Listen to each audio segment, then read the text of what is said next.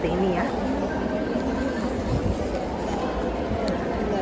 Tandanya biar kita tahu itu zam-zam atau bukan, itu nanti akan ada tulisannya. Ada zam-zam cold dan juga ada zam-zam yang tidak cold. Seperti ini. Nah, kalau ini contoh zam-zam yang not cold atau tidak dingin. Zam-zam. Tapi apakah ini air zam-zam yang dingin atau tidak? Mari kita coba lihat.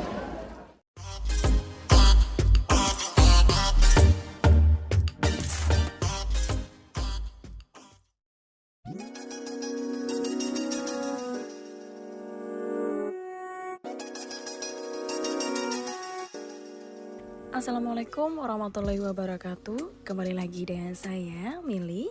Kali ini aku akan berikan kalian gambaran dan info tentang air zam-zam. Nah, air zam-zam kali ini air zam-zam yang berada di dalam Masjid Nabawi. Dan apa aja sih yang ada di dalam Masjid Nabawi? Apakah Masjid Nabawi ini sama seperti pada masjid umumnya? Dan bagaimana caranya untuk bisa mendapatkan dan meminum air zam-zam di Masjid Nabawi? Jangan kemana-mana, ikuti terus videonya kali ini, jangan sampai di skip dan jangan lupa klik tombol like, subscribe, dan juga share ke teman-teman kalian semua supaya tayangan video ini bermanfaat untuk semua orang.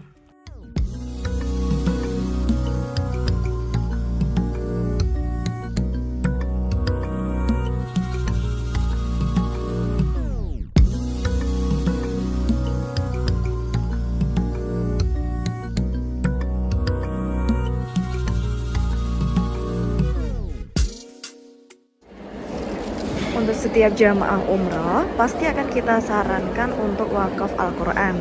Nah, wakaf Al-Quran itu ada dua, bisa di Masjid Nabawi dan juga di Masjidil Haram Mekah. Cuman bedanya kalau di Masjid Nabawi seperti ini nih. Nah, kalau dibaca jamaah-jamaah lain menggunakan Al-Quran yang kita wakafkan, pahalanya itu 1000 kali lipat.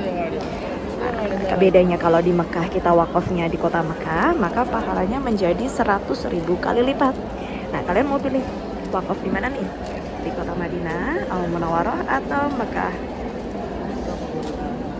Atau mau wakaf Al-Quran di kota Mekah? Dan untuk wakaf Al-Quran sendiri di sini semua harus menggunakan Al-Quran asli ya, percetakan Madinah. Itu harganya kurang lebih 50 rial atau sekitar 200.000 rupiah, karena ada perbedaan Al-Quran biasa pada tandanya.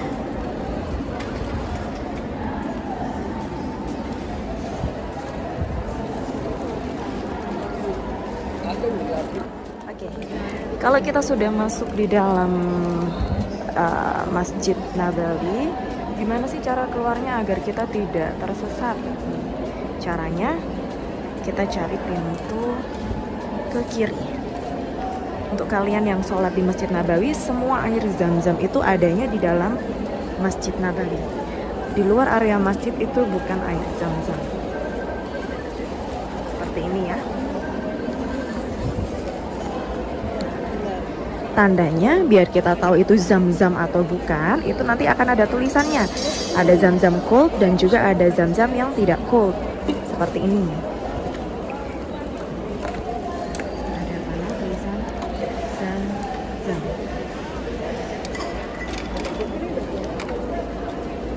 Nah, kalau ini contoh zam-zam yang not cold atau tidak dingin.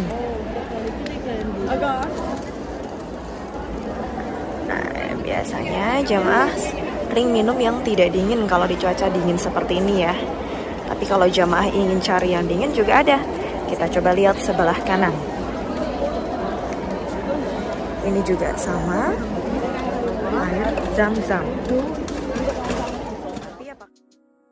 Air zam-zam merupakan air yang muncul pada periode Nabi Ismail alaihissalam jauh sebelum kelahiran Nabi Muhammad SAW. Air zam-zam telah mendapat testimoni dan justifikasi langsung dari Nabi Muhammad sebagai air terbaik di muka bumi yang mengandung banyak khasiat. Secara eksplisit, khasiat air zam-zam tercantum dalam hadis yang dinilai berkualitas sahih menurut para ulama.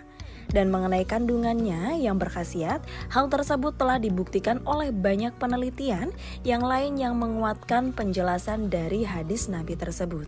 Apakah ada doa minum air zam-zam yang khusus? Sebenarnya secara umum tidak ada. Tapi dalam sebuah hadis yang diriwayatkan oleh Ahmad, Al-Hakim dan Ad-Daruqutni dari Ibnu Abbas, juga diriwayatkan oleh Ahmad dari Jabir, Rasulullah SAW bersabda, air zam-zam tergantung orang yang meminumnya.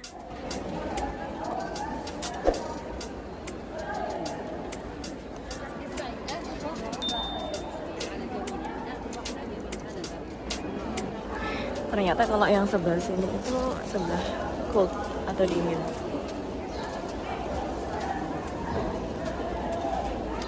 Untuk minum air zam-zam tidak ada cara khusus ya. Yang pertama ya paling kita harus hadap kiblat lah untuk minum air zam-zam. Nah yang kedua bisa duduk, bisa berdiri. Cuman Nabi Muhammad SAW mengajarkan kita untuk mensyaratkan kita untuk berdiri ketika minum air zam-zam. Itu tidak apa-apa. Karena beliau juga pernah sebelumnya itu minum air zam-zam sambil berdiri dan juga duduk. Artinya bisa dilakukan berdiri dan juga dengan duduk. Hadis lain riwayat dari Ad-Daruqutni ini bukan perkataan Nabi, hanyalah doa yang dipraktekkan oleh Ibnu Abbas.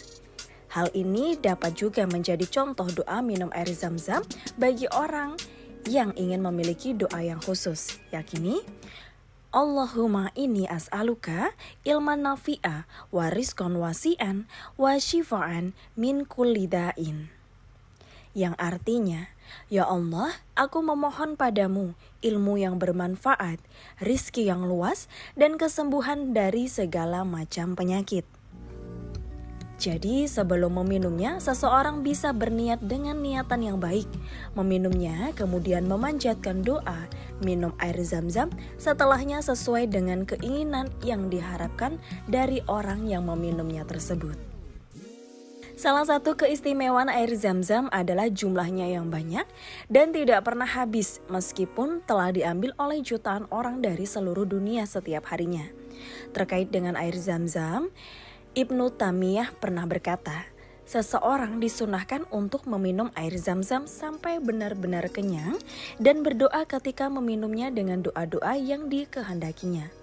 Tidak disunahkan mandi dengan menggunakan air zam-zam. Karena tidak ada doa minum air zam-zam yang khusus, jadi semua orang bisa memanjatkan doa sesuai keinginan masing-masing, termasuk untuk ibu hamil. Sebab ternyata ibu hamil dianjurkan untuk sering mengkonsumsi air zam-zam. Sebab air zam-zam dapat memberi energi kepada ibu hamil. Banyak ibu hamil yang mengalami kekurangan energi terutama pada masa awal kehamilan, seperti morning sickness yang cukup parah yang menyebabkan mengalami kehilangan energi yang cukup banyak.